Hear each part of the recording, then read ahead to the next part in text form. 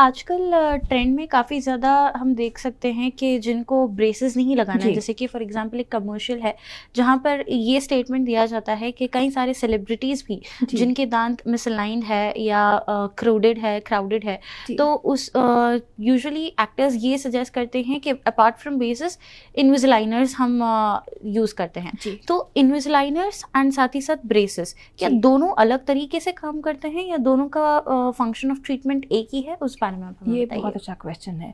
आजकल हमारे पास सेल्फी कल्चर है, everyone wants to look good.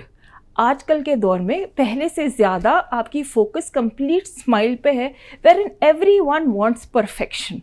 And कोई जो है आपके ब्रेसेस का गो थ्रू भी नहीं करना चाह रहे द प्रोसीजर। सो बेसिकली जो आपका ब्रेसेस का प्रोसीजर होता है 1 साल का होता है, this can be replaced with इनविजिलाइन।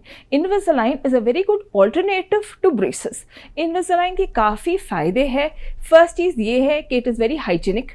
आप जो है उतना दिक्कत नहीं आता है, जैसे काफ़ी लोग एक उम्र के बाद, स्पेशली वर्किंग पीपल, मॉडल्स या even many people college going students जो बहुत कॉन्शियस होते हैं कि ब्रेसेस ना दिखे, मेटालिक स्माइल ना दिखे, दे आर ऑप्टिंग फॉर इनविजिलाइन।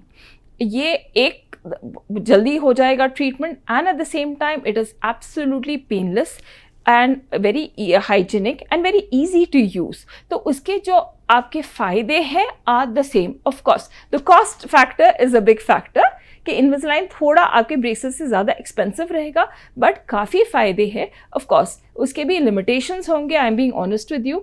जो इनविजिलाइन है, हर case is not ideal for Invisalign. कभी कभी ये होता है कि अगर जो सपोज जॉज भी इन्वॉल्व है या कभी कोई कॉम्प्लिकेटेड ट्रीटमेंट है जिसके लिए बहुत ज़रूरी है ब्रेसेस से ट्रीट करना, तब many people are preferring braces. Otherwise, ideally Invisalign आजकल इन थिंग है, काफ़ी लोग Invisalign प्रेफर कर रहे हैं as compared to the conventional braces.